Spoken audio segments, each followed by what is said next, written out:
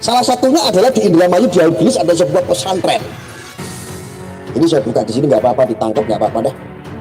Ditangkap polisi nggak apa-apa kalau memang saya fitnah. Haurgelis ini masalahnya. Ini Polri ini, ya Allah, saya kadang-kadang kok bingung. Ini gara-gara dulu ini yang meresmikan itu adalah presiden sebelumnya. Dan ini ada campur tangannya dengan presiden sebelumnya.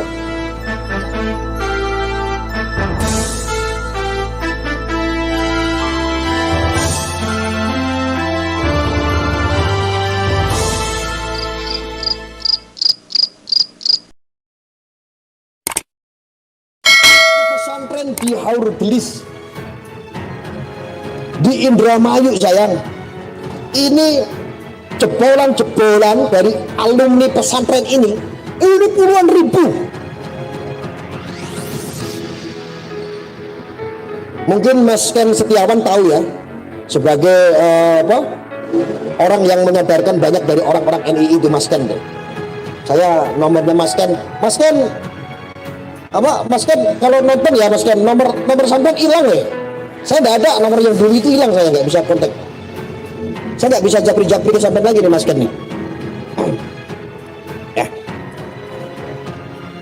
Bahayanya ini pesantren besar sama Senayan saja besaran ini.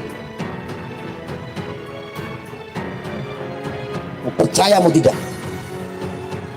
Ini pesantren besar sekali. Isinya adalah kelompok-kelompok orang, pertama nyantri santai, ngaji santai. Ujung-ujungnya ingin mendirikan, ujung-ujungnya doktrin untuk membenci yang namanya mentogutkan pemerintahan. Sama muaranya ke sana. Muaranya adalah untuk mendirikan negara Islam Indonesia, mendirikan sebuah negara di dalam negara. Saya itu tahu betul karena apa? Ada beberapa santri, bahkan kemarin ya Min, ada bekas santri dari sana ya, dari Haurgelis itu nyampe ke tempat saya mondok itu sudah 5 tahun. Itu mondok sudah 5 tahun. Kenapa beliau keluar cerita sama saya semua? Sayang sekali dia mau tak podcast itu, dia nggak mau, nggak berani. Setelah dia keluar dari pesantren itu, dia kembali ya. Awal waktu dia mondok, ya pikir dia tujuannya nyari ilmu, tapi tujuannya ke ujung-ujungnya makar, ingin mendirikan negara Islam. Ini dia. Coba, yang harusnya pesantren ini tempat untuk mencetak generasi atau santri-santri yang bisa bermanfaat untuk, tentu wabilah khususnya untuk agama, untuk bangsa, untuk negara. Ketika doktrin atas nama agama yang akhirnya terhadap pemerintahan, terhadap negara, terhadap Pancasila, togut, haram, inilah yang akan merusak. Santri harusnya tidak seperti itu. Tetapi ketika santri salah ngaji, salah dapat guru, ya seperti itu. Ini Bapak Ibu, ini pesantrennya besar sekali, lebih besar mungkin daripada Senayan. Karena saya pernah masuk. Alumninya mungkin aja sudah puluhan ribu, bahkan bisa jadi jutaan. Pesantren tersebut menampung banyak sekali orang. Coba bayangkan, siapa yang bertanggung jawab sekarang? Coba bayang nulis, Bapak Ibu, siapa yang bertanggung jawab kayak gini? Kami mau keluar-keluar kayak begini setiap hari, setiap malam. Mending kalau saya keluar-keluar kayak begini, saya difasilitasi bedil, tak bedil ndak siji-siji. Boro-boro aku dikei duit gue pulsa ora. Memang kenapa? Gue tiap malam, tiap hari itu ngomong kayak begini, kenapa? Karena itu memang sangat berbahaya. Gak main-main. Ini urusan agama loh. Ini urusan bangsa negara kita yang berkedaulatan. Ini bisa pecah belah, ini bisa hancur. Gara-gara apa? Ketika itu didiamkan dan dibiarkan. Gue sih salut sebetulnya dari dulu ya. Gue suarain ini dari dulu sebetulnya. Gue salut sama Jokowi ketika berani membubarkan ormas besar seperti HTI, ormas Islam seperti HTI. Kan Anda energi semua ketika mengatasnamakan, ada musuh yang mengatasnamakan organisasi Islam. Wih, ngeri sekali. Apalagi yang minoritas, yang dianggap minoritas kayak Kristen, Hindu, Buddha. Pura-pura picek sama budek, pura-pura tuli sama pura-pura buta. Kenapa? Nggak mau ikut campur masalah itu, takutnya digeruduk. Gue sampaikan kayak begini apa adanya. Entah besok tiba-tiba saya diminta keterangan, gue bikin hoax, gue ngomong asal biar gue di penjara, nggak apa-apa deh, gue sampaikan kayak begini apa adanya.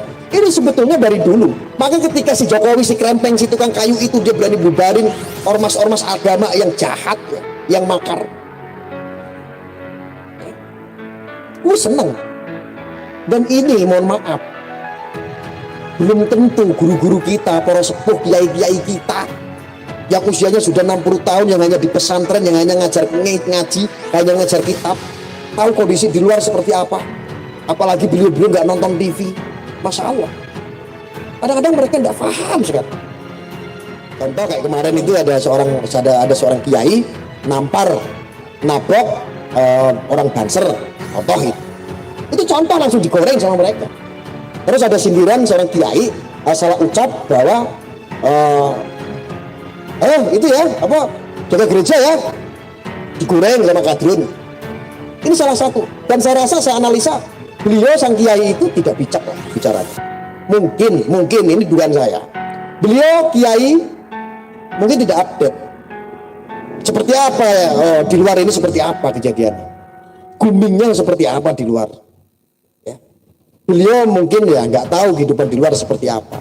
Kenapa kok ada asal usul kok gereja itu dijaga sama Banser juga. Yang pertama adalah sebagai wujud toleransi, kedua adalah saling menghormati, dan ketiga ketika gereja diteror, diancam ketika melakukan ibadah Natal, pengen dibom karena apa? Dianggap gereja-gereja itu adalah orang-orang yang tidak seiman dengan kita, orang-orang yang beragama Muslim. Ketika ini frame mereka, pemahaman mereka, ketika mereka adalah bukan orang-orang Islam yang meyakini Allah adalah Tuhan, Muhammad adalah utusan Allah, ini dianggap kafir, dan itu halal darahnya harus dibom, Pak. Nah, kenapa Banser jaga di gereja? Ketika Banser jaga di gereja, Banser agamanya apa? Jelas Islam.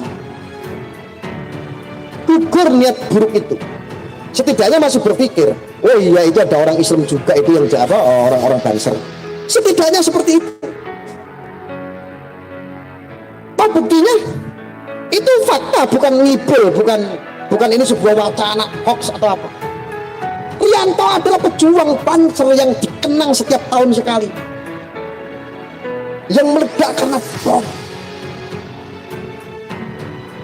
Dia menyelamatkan bom itu, membawa keluar sampai dia meledakkan diri, menyelamatkan daripada orang-orang yang sedang melakukan sukacita. Ngeri tidak? Apakah itu hanya isapan jempol?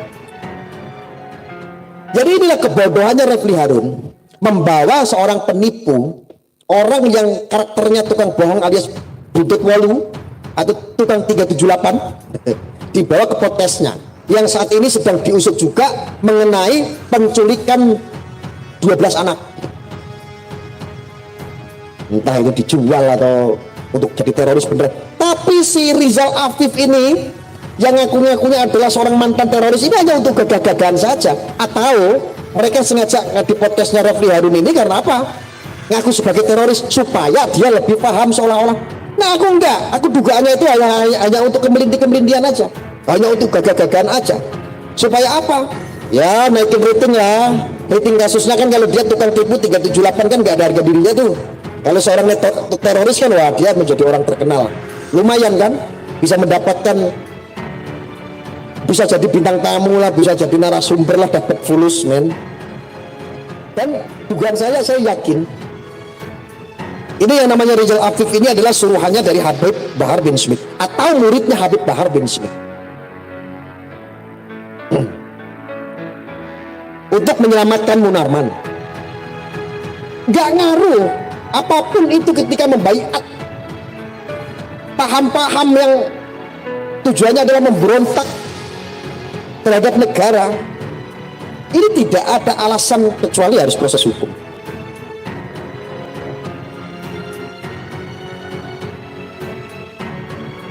Bahaya tidak bahaya? Ya, tinggal di Fadlijan aja ya. Fadlijan ini dia belum diproses ya juga. Aduh. Ya ini untuk Mabes Polri juga nih. Kenapa itu Fadlijon itu didiamkan itu?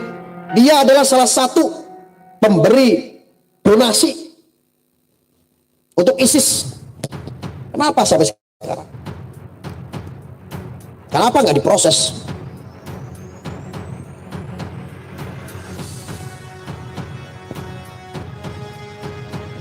Maka harapan saya, saudara, sumpah demi Allah, saya nggak akan pernah diam ketika nanti politik 2024 semua masih berbau-bau agama, mempolitisasi agama. Saya pasang badan sampai mati, saya siap. Pasang badan saya pasang badan.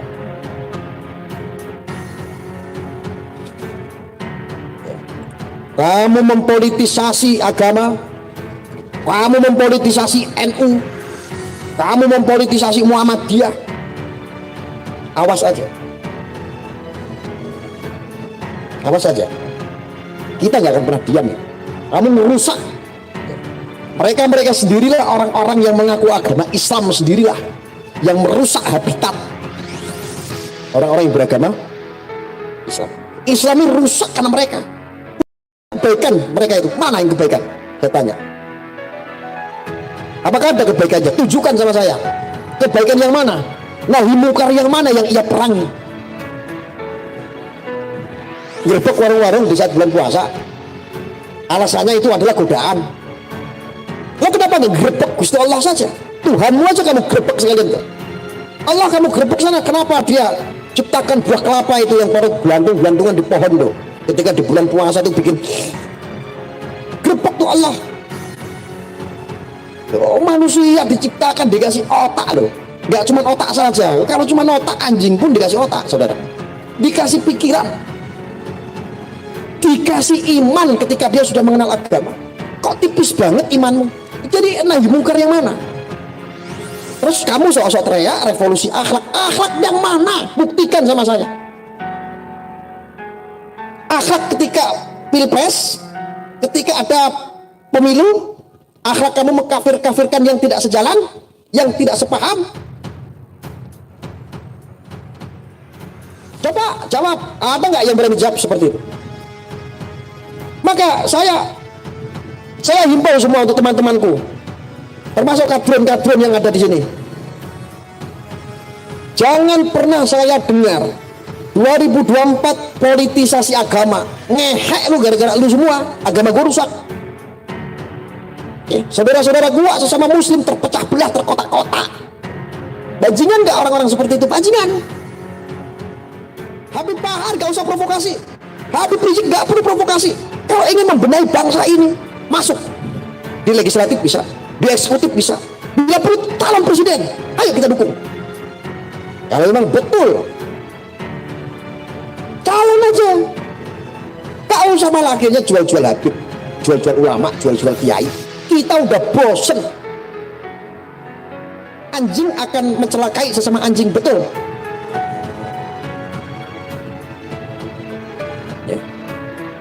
Gak usah sesumbar gitulah. Harimau berbicara dengan keledai, itu malu aja. Sok-sokan harimau, harimau terkelupas. Semua kok harimau ngakunya harimau, harimau kok terkelupas. Harimau yang di dalam kandang memalukan sekali. Harimau hutan begitu loh yang ngeri-ngeri sedap. Harimau yang siap merekam.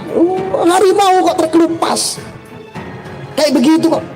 Sehebat-hebatnya seorang harimau, ketika Anda di persidangan itu pamer dan sombong, memamerkan keharimauan Anda, seperti harimau ini ngajak ngobrol sama keledai.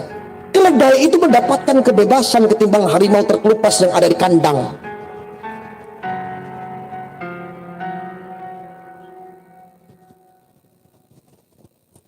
Gue heran kalau ngomongin masalah Habib Bahar sama Habib Rizik, pasti aja ada aja yang siap-siap mati. Ada aja yang emosi di sini. Gue itu cuma ngomongin yang udah-udah. Jangan sampai terulang kembali ada promo-promo fasilitas kejahatan itu yang menyediakan para habaib, para kiai, para ulama. Udah zaman, udah.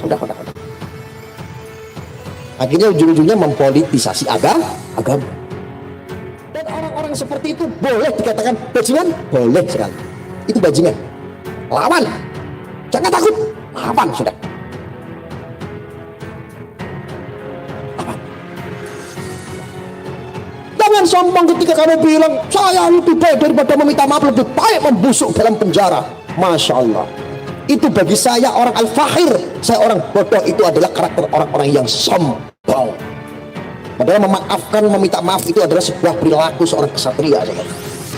Ketika dia sombong, sama halnya dia memiliki sifatnya iblis. Iblis dibuang dari surga, dikeluarkan dari surga. Kenapa? Karena kesombongan, saudara. Saat ini diijabah, dia dibuang dalam sel. Kenapa? Kesombongan. Diijabah sama Allah. Oh, kamu pengen membusuk dalam penjara nih. Ketika Allah ini sudah kun fayakun kan, doa orang sudah mau apa? Dia dibikin membusuk dalam penjara. Satu itu Wahabi. Hanya sering ini saya suarakan. Saya minta semua umat muslim untuk memerangi paham-paham Wahabi.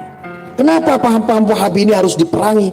Kita selama ini seperti jaga gawang, saudara.